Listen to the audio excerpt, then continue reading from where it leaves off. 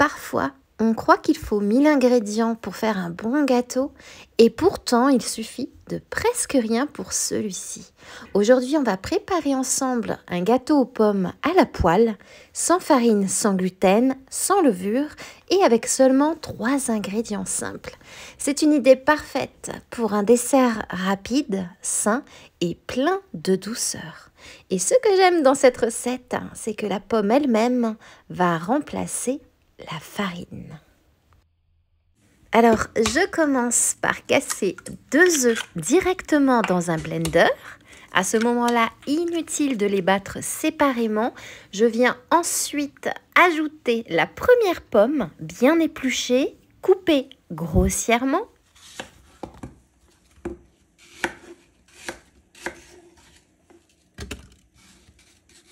Puis j'ajoute une deuxième pomme pour avoir cette base fruitée qui donnera à la pâte sa texture de gâteau.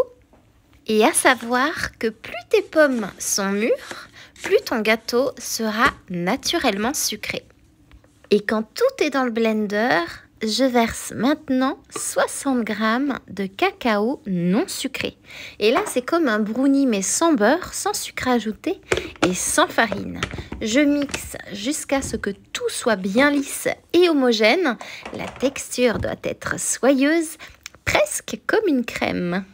Je prends ensuite une petite poêle de 18 à 20 cm de diamètre que j'huile très légèrement et j'y verse ma pâte à gâteau et je lisse bien sûr la surface.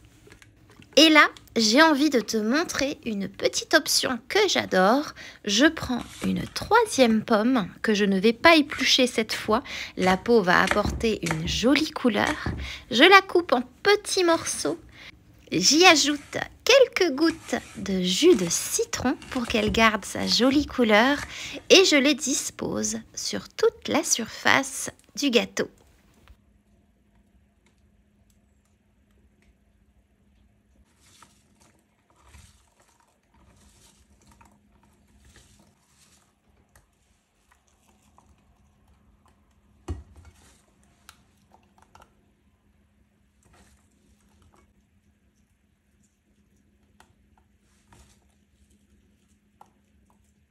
Je couvre et je laisse cuire à feu très doux pendant environ 10 minutes.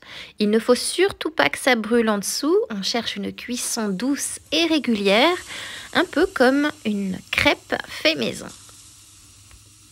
Et voilà, on obtient un gâteau à la pomme fondant avec une texture incroyable entre le flan et le brownie. Un dessert rapide, sans gluten, sans farine, sans levure. Parfait pour le goûter, le petit déjeuner ou même un dessert du soir léger. Il se conserve 2 jours au réfrigérateur, mais franchement, il n'en reste jamais aussi longtemps. Et ma question du jour pour toi est la suivante.